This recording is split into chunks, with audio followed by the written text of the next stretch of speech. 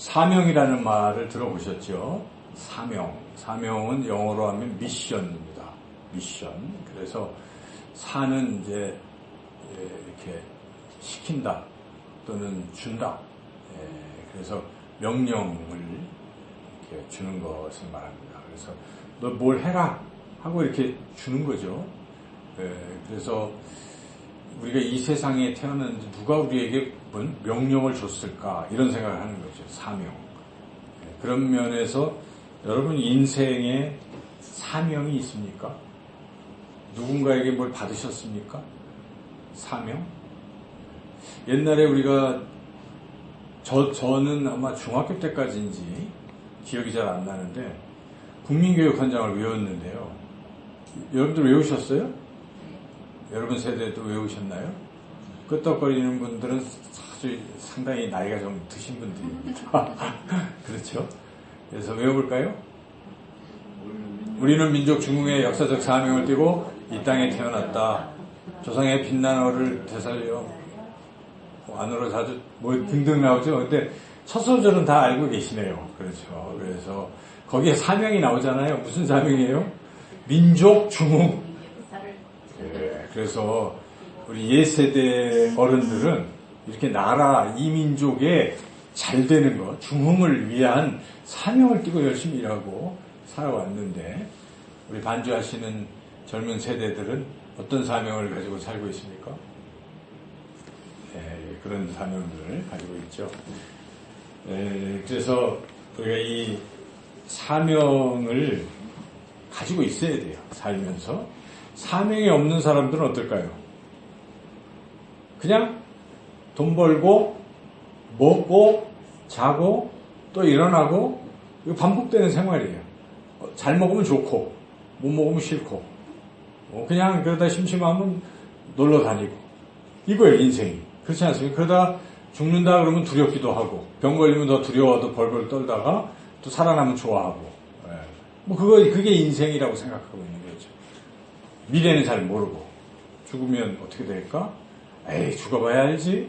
확 죽고 나서 여기까지가 많은 사람들이 그런 인생을 겪죠. 그러나 어떤 인생은 사명이 있어요. 나름대로 내가 이 땅에 태어났으니까 이 민족을 중흥시키겠다는 애국적인 사명을 가진 사람들도 있고 내가 타인들에게 행복을 주는 삶을 살고 싶다.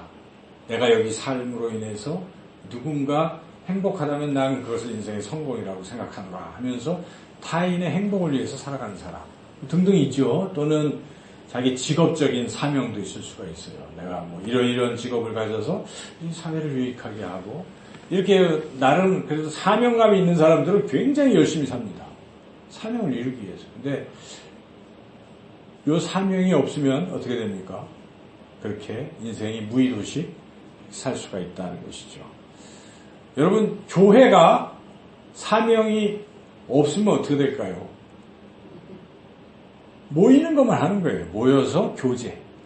점심 맛있게 먹고 이런저런 재미나는 얘기 하다가 수 틀리면 싸우고 티격태격 하다가 나 안 나와? 또 나와라. 아이씨 나와. 맨날 그렇게 사는 거예요. 교회가. 그렇죠. 그러다가 너무 수가 틀리면 교회도 떠나고 에이 마음대로 세상이 더 좋더라. 그러니까요. 교회가 사명이 없으면 그렇게 된다는 것입니다. 싸우다가 그냥 헤어지는 것이 교회가 될 텐데 이건 말이 안 되는 거죠. 그래서 교회도 사명이 있어야 돼요. 교회 공동체도 사명이 없으면 그 교회는 결국 사라지는 거예요. 목적이 없으니까요. 목표가 없으니까. 여러분 참된 제자교회의 사명이 뭐라고 생각하십니까? 사명을 다시 한번 일으키도록 하겠습니다. 주보를 보시고 그걸 봐도 그냥 아무 생각 없이 우리가 이렇게 하고 있는데 이게 제가 드리는 사명이 아니라 예수님께서 마지막으로 주신 사명 이거는 모든 교회가 가져야 될 사명입니다. 이게 제일 사명이 돼야 되는 거예요. 우리는 그냥 그 사명이에요. 특별한 사명 없습니다. 예수님의 사명이 우리의 사명. 예수님 우리에게 주신 거니까 한번 읽어보겠습니다. 모든 민족을 예수님의 제자로 세우는 예수 제자 공동. 여기 다 들어있습니다. 여러분 다른 거 아닙니다. 예수님이 마태복음 28장의 마지막 19절에 그렇게 18절부터 그렇게 말씀을 너희는 가서 모든 민족으로 제자를 삼아 아버지와 아들과 성령의 이름으로 세례해주고 내가 너에게 분부한 것을 모두 가르쳐 지키게 할지어다 이거잖아요. 거기에 모든 민족을 제자로 삼아가 본동사예요. 나머지는 가는 거, 또 세례해주는 거, 가르쳐 지키게 하는 것은 다 제자로 세우는 일련의 과정들을 설명할 뿐이죠. 그래서 우리가 모든 민족을 제자로 세우라 이거죠. 교회가 크던 작던 사명은 똑같은 거예요. 이걸 하는 거예요. 우리 그 부분적으로 어떤 부분을 일정 부분을 할 수도 있겠죠. 그러니까 끊임없이 우리 교회 성도들은 마음속에 내가 이 일을 이루어야 되는데 근데 중요한 게 있습니다. 이 일을 이루려면 먼저 제자가 돼야 돼요. 제자도 아닌 사람이 누구를 제자를 삼을 수 있단 말입니까? 그러니까 내가 예수님의 제자가 돼야지. 이런 꿈을 꿔야 돼요. 이런 꿈이 없는 사람은 사명이 없는 거예요. 그러니까 교회를 와도 별로 의미가 없어요. 너무 이게 지나치면 마치 자기가 교회를 살리는 것 같이 자기가 해주는 것 같이 생각하는 거예요. 그거 아닌 거예요. 교회의 주인은 주님이신데 우리가 주님이 우리에게 시킨 일을 우리는 하는 종일 뿐이에요. 그렇죠? 우리 이런 생각을 가지고 주님 제가 뭘 할까요? 그래 내가 이런 사명을 줬으니까 너는 그것 중에 이 일부분에 네가 잘하니까 너 은사도 받았고 뭐 있으니까 그거 감당해. 그렇게 하는 거예요. 그럼 우리가 그렇게 하는 거예요. 그리고 주님 앞에 가면 주님이 너 잘했다. 참말이에요. 인생을 바르게 사는 것이죠. 신앙생활을 바르게 하는 건데 이러한 아무런 목표와 목적도 없이 그냥 왔다 갔다 이거는 시간 낭비를 하고 있는 겁니다. 그래서 우리가 이 사명을 항상 잊지 마시고 사명감에 충만하시기를 주님의 이름으로 축원합니다. 특별히 교사들은 또 더 특별한 사명이 있겠죠. 그 중에 부분적으로 무슨 사명을 가지셨습니까? 특별히 오늘 헌신을 다짐하시는 선생님들 여러분은 무슨 사명을 가지고 있습니까? 교사의 사명이 무엇이라고 생각합니까? 다 아시고 계시겠지만 오늘 우리가 읽었던 이 말씀이 바로 교사의 사명이 무엇인지를 가르쳐주는 그런 말씀이라는 것이죠. 다시 한번 여러분이 읽었던 말씀 중에 21장에 15절에서 17절까지 읽겠습니다. 여기에 주님이 주시는 사명이 나옵니다. 같이 읽어보겠습니다. 그들이 조반 먹은 후에 예수께서 시몬 베드로에게 이르시되 요한의 아들 시몬아 내가 이 사람들보다 나를 더 사랑하냐 하시니 이르되 주님 그러하나이다. 내가 주님을 사랑하는 줄 주님께서 아시나이다 이르시되 내 어린 양을 먹이라 하시고 또 두 번째 이르시되 요한의 아들 시몬아 내가 나를 사랑하냐 하시니 이르되 주님 그러하나이다. 내가 주님을 사랑하는 줄 주님께서 아시나이다 이르시되 내 양을 치라 하시고 세 번째 이르시되 요한의 아들 시몬아 내가 나를 사랑하냐 하시니 주님께서 세 번째 내가 나를 사랑하냐 하심으로 베드로가 근심하여 이르되 주님 모든 것을 아시니 내가 주님을 사랑하는 줄을 주님께서 아시나이다. 예수께서 이르시되 내 양을 먹이라. 무엇입니까? 베드로에게 사명을 주잖아요. 처음에 뭐라고? 내 양을 먹이라. 두 번째 내 양을 치라. 세 번째 다시 내 양을 먹이라. 이게 사명인 것입니다. 바로 양은 누구 양입니까? 내 양이 아니에요. 예수님의 양입니다. 여러분 예수님의 양이에요. 여러분들이 학생들 한 사람 한 사람을 대할 때 이건 내 제자라고 하면 안 돼요. 그렇죠. 누구의 제자예요? 누구의 양입니까? 예수님의 양. 우리는 옆에서 예수님의 양을 이렇게 해야 돼요. 근데 그 양을 목자와 목동들이 뭘 해야 되겠습니까? 그 양의 주인은 예수님이신데 우리가 목자가 돼서 뭘 해야 돼요? 먹이고 치는 거 두 가지 하는 거예요. 첫 번째, 세 번째가 뭐 어린 양, 그냥 큰 양 여러 가지 생각들을 하고 있지만 결국은 똑같은 거예요. 먹이는 거, 치는 거. 먹인다는 게 뭐예요? 그 꼴을 먹이는 거잖아요. 그러니까 우리가 학생들에게 뭘 먹여야 돼요? 밥도 먹이고 간식도 주고 다 해야 되지만 교회에서는 영의 양식인 말씀을 먹이는 거. 누가 먹입니까? 선생님들이 먹이는 것입니다. 교사가 해야 할 가장 중요한 것은 두 번이나 반복되잖아요. 먹이라. 그러므로 여러분 말씀으로 가르쳐야 돼요. 말씀이에요. 자녀들도 말씀을 가르치는 부모가 되어야 되는 것입니다. 나는 몰라, 네가 알아서 해, 그러면 안 돼요. 그러니까 여러분이 부지런히 성경을 알아야 돼요. 이게 뭔가 알아가지고 가르칠 수 있을 정도가 돼야 되는 거죠. 또 교사들은 말씀에 정통해야 돼요. 그래서 가르쳐야 되는 것이죠. 그래서 첫째, 교사의 사명은 어찌하든지 하나님 말씀을 가르쳐야지. 여러분, 저는 그런 꿈이 있어요. 이 토요중학교 시대들한테 이제 됐다. 오면 사형리부터 해야지. 지금 그런 계획을 가지고 있어요. 복음 제시를 해야잖아요, 처음에. 그래서 예수님을 영접시켜야지. 그리고 단계적으로 공부를 가르쳐야지. 제가 이미 신성고등학교에 가서 많이 했어요. 한 2년 동안 그 고등학교 애들 또 했고, 또 영사교에서는 고등학교에서는 가끔 초청하면 제가 한두 번 설교를 해서 그건 체계성이 없지만 신성고에서는 체계적으로 한 적도 있고, 그래서 저는 오는 애들을 좀 이렇게 잘 가르치고 싶어요. 비록 한 달에 한 번이지만. 그렇게 선생님이라면 자기가 아이를 맡았을 때, 얘한테 말씀을 내가 이걸 어떻게 가르쳐야지 생각을 하고 계획을 세워서 가르쳐. 부모님은 자녀들을 어떻게 해야 되겠어요? 내 말씀을 지금부터 잘 가르쳐야지. 어릴 때, 뱃속에 있을 때부터 얘야 하고 여러분 어떻게 해야 돼요? 찬양을 들려주고 이렇게 품성을 다지고 태어나면 유태인들은 그걸 잘한다는 것입니다.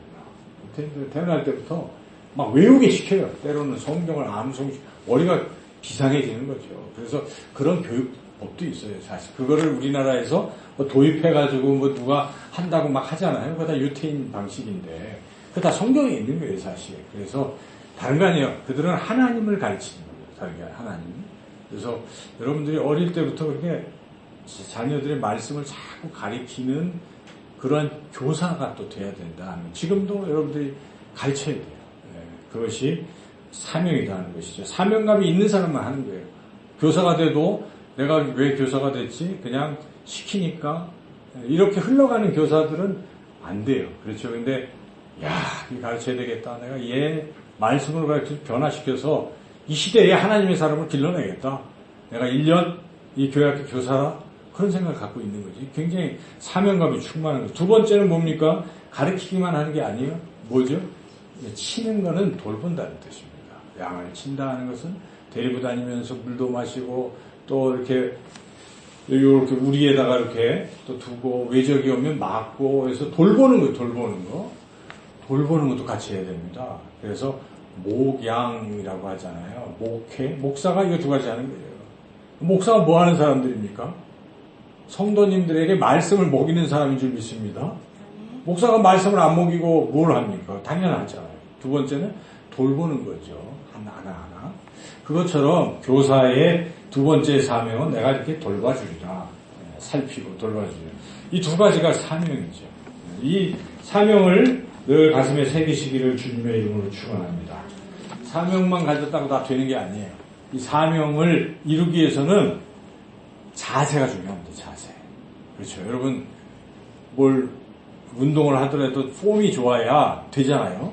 그렇죠? 이게 나쁜 사람들은 아무리 노력을 해도 안 된다는 것이죠. 그래서 자세를 주무시는 분이 자꾸 눈에 띄어요. 3명이 모이고 있습니다. 이제 한 명도 없어졌어요. 그래서 자세가 중요하지 않겠어요? 자세. 자, 어떤 자세? 듣는 자세도 중요하겠죠? 자, 우리 각수 3번. 감이 확 달아나죠? 네. 자, 똑바로 들으시고. 다음 주에 말씀은 사실 듣는 거에 대한 거예요. 말씀을 듣는 10분인 자의 비유인데. 여기 예수님께서 이런 여러 가지 상황을 통해서 자세를 3가지를 가르쳐 주시는데, 첫째 자세는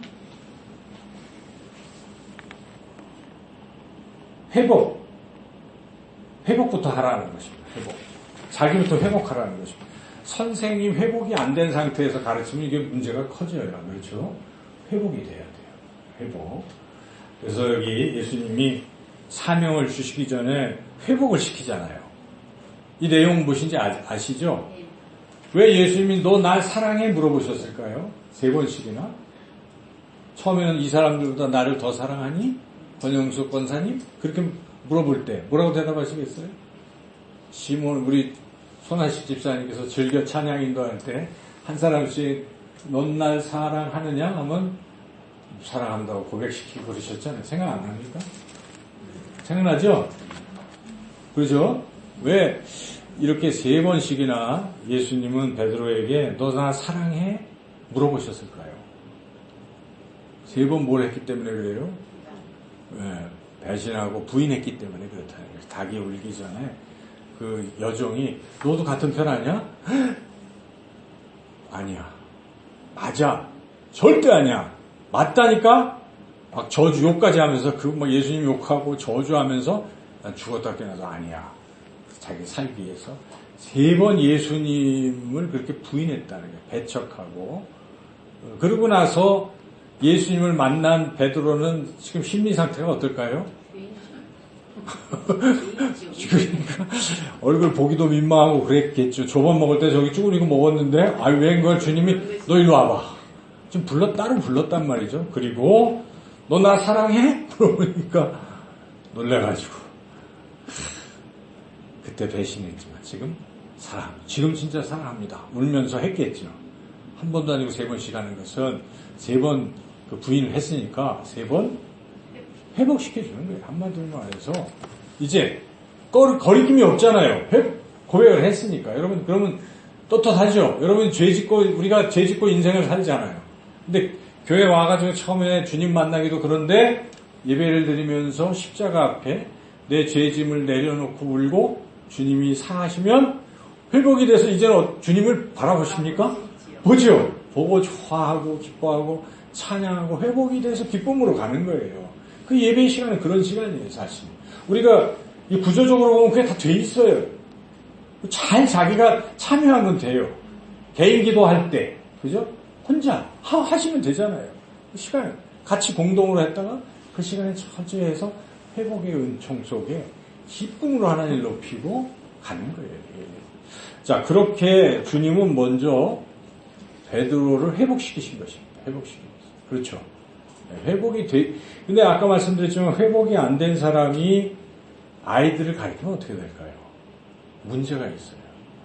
자기하고 똑같은 사람을 만들어내요. 여러분 그렇습니다. 그래서 각 교회마다 새신자반을 맡은 사람이 제일 중요해요. 새신자를 누가 맡았느냐에 따라서 그 교회의 앞으로의 그 미래가 달려있어요. 만약 삐딱한 사람, 이런 사람이 딱 하면 어떻게 해요? 삐딱한 사람이 나오는 거예요.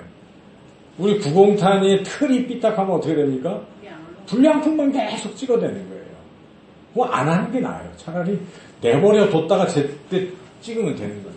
그래서 이게 안 됐을 땐 새신자 교육을 안 하는 게 나을 수도 있어요. 그래서 우리가 교사 참 중요합니다. 교사가 잘못된 교사가 하면 학생들은 그러니까 제가 말하는 건 영성을 말하는 거예요. 영성이 안 돼 있어요. 자기가 하나님 앞에 범죄하고 하나님 앞에 영이 죽어 있어요. 병들어 있어요. 우리가 지금 이번 금요일에 말씀을 들었지만 영이 병들 수가 있습니다. 죄를 자꾸 짓고 죄를 회개하지 않고 계속 하고 있으면 증상은 영혼이 병드는 거예요. 영혼이. 자기도 모르는, 자기는 영혼을 컨트롤할 수가 없잖아요. 모르잖아요. 근데 이 영이 병들어 버립니다. 죄는 영을 더럽힌다고 되어 있어요. 그래서 책임있게 회개를 하고 거룩한 삶을 갖고 살아갈 때 영혼이 강건해지는 것인데 이렇게 영혼이 병들고 또 심적으로도 내면에 깊은 상처가 있어요. 평생을 모르다가 누가 툭 건드리면 나오는 거예요. 그 상처는 그렇게 나오거든요. 그래서 이거는 예수님 믿는다고 치료되는 게 아닙니다. 믿는 순간에 치료되는 게 아닙니다.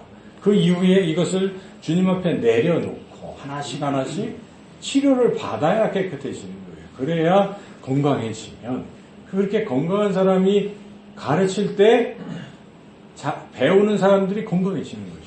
그래서 그런 측면에서 첫째는 자신의 영성을 점검하시고 회복되어야 된다. 교사의 첫 번째 자세는 그렇다는 것입니다. 두 번째 자세는 이 교사를 쉽게 하려고 하면 안 된다는 것이죠. 고난을 감수하라. 고난의 십자가를 지라는 것입니다. 그래서 이렇게 사명을 주신 후에 회복시키신 후에 이제 주님이 너는 이제 이 일을 감당할 때 어떻게 하라고요? 어떤 자세로?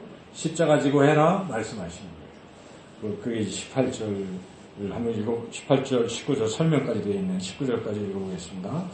내가 진실로 내게 이르노니 내가 젊어서는 스스로 띠띠고 원하는 곳으로 다녔거니와 늙어서는 네 팔을 벌리리니 남이 내게 띠띠우고 원하지 아니하는 곳으로 데려가리라. 이 말씀을 하시면 베드로가 어떠한 죽음으로 하나님께 영광 돌릴 것을 가르치심이러라. 이 말씀을 하시고 베드로에게 이르시되 나를 따르라 하시니. 무슨 말씀이에요? 너 순교할 거다. 이런 얘기예요. 그러니까 우리가 신앙생활을 예수님 믿으면 행복한 거잖아요. 그런데 세상이 말하는 그러한 막 성공하고 이건 아닐 수도 있어요. 왜냐하면 성경은 그렇게 가르치고 있어요. 안타깝다고 말하긴 그렇지만 복음서 읽어보십시오. 그냥 그거거든요. 근데 왜 다르게 얘기하는지는 모르겠어요. 성경은 틀림없이 너희가 나를 따라오려냐 자기를 부인하고 자기 십자가를 지고 나를 따라오라 말씀하십니다. 예수님은 좁은 문에 들어가기 힘쓰라고 말씀하시잖아요, 사실. 근데 왜 이걸 우리가 외면합니까? 예수님이 하신 그게 복음 중에 복음입니다. 우리는 그걸 입시심하라고 그래요. 예수님이 하신 말씀. 성경에 보면 예수님이 하신 말씀도 있고 아닌 것도 있잖아요. 간접적으로 하나님의 말씀으로 들려오는 것도 있지만 직접 하나님의 음성으로 들리는 것이 있고 예수님이 직접 하신 말씀들이 복음 중에 복음인 것입니다. 그러므로 우리는 예수님이 하신 이 말씀을 굉장히 중요하게 여겨야 되는데 베드로에게 뭐라고 말씀하시는 거예요? 사명을 주시고 너 죽을 수 있다. 따라. 그래도 따라오라. 죽는다는 말씀하시고 19절 마지막에 나를 따르라. 이렇게 말씀하시잖아요. 그래서 교사라는 게 쉬운 거 아닙니다. 특별히 여러분들이 조그만 교회에 교사한다는 게 쉽지도 않아요. 큰 교회에서는 자기가 한번 빠져도 아무도 모르는 건 아니죠. 빠져도 티가 안 나요. 수십 명 있는 중에 아픕니다. 그럼 빠지면 그만이에요. 근데 우리는 빠지면 어떻게 될까요? 학생이 한번 빠지면 예배가 안 돼요. 근데 우리는 그냥 들이지만. 선생님이 빠지면 더더욱 안 되겠죠. 선생님 좀 여러 되긴 하지만. 그러니까 그렇게 이 교회의 교사를 진짜 하려고 하면 쉬운 일이 아닙니다. 제가 우리 현빈이를 칭찬해요. 늘 현빈아, 칭찬해요. 너 진짜 남들은 대학생이 되고 뭐 그러면 다 그렇잖아요. 요즘 교회에 누가 봉사합니까? 잘 안 하잖아요. 그런데도 하는 거에 내가 참 사실은 그거 맨날 칭찬해줘. 오늘 칭찬했지? 아까 가끔 해놔. 그래서 그런 거예요. 그래서 그렇게 어려운 겁니다. 어려워도요, 여러분 주님을 따라가시길 축원합니다. 이길 때 주님이 두 팔 벌리고 우리를 맞아주실 것이다. 우리 그런 게 더 좋잖아요. 당장에 이 받은 거 그건 뭐 별거 아니에요. 그죠? 살다 보면 그래요. 얻을 수도 있고 그렇지만 영원한 그 하나님의 상급이 우리한테 있다. 이것처럼 우리가 기대가 되는 게 없죠. 그 다음에 세 번째도 중요한 자세인데 이거는 남 신경 쓰지 말라는 것입니다. 너나 잘해. 자기나 열심히 잘하면 됩니다. 꼭 누가 어떻고 이런 거 하지 말라는 거죠. 지금 베드로가 자기가 죽게 된다고 따르라 그러니까 눈이 누구한테 돌아가고 있어요? 요한한테 돌아가면서 뭐라고 하고 있습니까? 20절부터 끝까지 23절까지 같이 한번 읽어보겠습니다. 베드로가 돌이켜 예수께서 사랑하시는 그 제자가 따르는 것을 보니 그는 만찬 속에서 예수의 품에 의지하여 주님을 파는 자가 누구니까 묻던 자더라. 이에 베드로가 그를 보고 예수께 여짜오되 주님, 이 사람은 어떻게 되겠사옵나이까? 예수께서 이르시되 내가 볼 때까지 그를 머물게 하고자 할지라도 네가 무슨 상관이냐? 너는 나를 따라라 하시더라. 이 말씀이 형제들에게 나가서 그 제자는 죽지 아니하겠다 하였으니 예수의 말씀은 그가 죽지 않겠다 하신 것이 아니라 내가 올 때까지 그를 머물게 하고자 할지라도 네게 무슨 상관이 있느냐 하신 것이라. 베드로는 안 죽는데 지금 그 얘기한 게 아니에요. 지금 너 상관하지 말라는 얘기입니다. 요한이 죽던 말던 네가 무슨 상관이냐. 너는 네 것만 하라. 너는 순교하는 거니까 순교해. 봉사할 때 우리가 흔히 빠지기 쉬운 함정이 뭡니까? 나는 열심히 순교할 정도로 고생을 하는데 저 사람 좀 뭐야? 같은 교사인데. 뭐 하고 있어요? 뭐 저 사람은 막 요령만 피고 남한테만 잘하는 것 같은데 실제 보면 허당이라. 우리는 다 안다 이거죠. 교사끼리도. 그거 막 이렇게 흥분하고 얘기할 필요 없어요. 그건 하나님이 하신 일입니다. 우리는 뭘 해야 돼요? 자기만 잘하면 돼요. 자기 너 나 따라와라. 십자가 지고 네 하고 따라오면 되지. 자꾸 신앙에서 이 견눈질하는 것처럼 참 남에게 보이기 위한 신앙 이거 미선에 빠집니다. 그리고 남을 정죄하는 신앙 이거 범죄에 빠지기 쉬워요. 그 하나님이요 다 들으시거든요. 욕하고 하는 거 우리는 그냥 막 하지만 하나님은 다 듣고 계시. 우리가 왜 죄를 져야 되겠습니까? 하지 마시고 그냥 자기 길을 가십시오. 하나님 주신 길을 이 교회 큰 교회도 볼 필요 없어요. 거기는 뭐 어떻더라 프로그램이 어떻더라 그건 무슨 상관이에요. 그 교회는 그 교회에 맞는 뭘 하고 있는 거예요.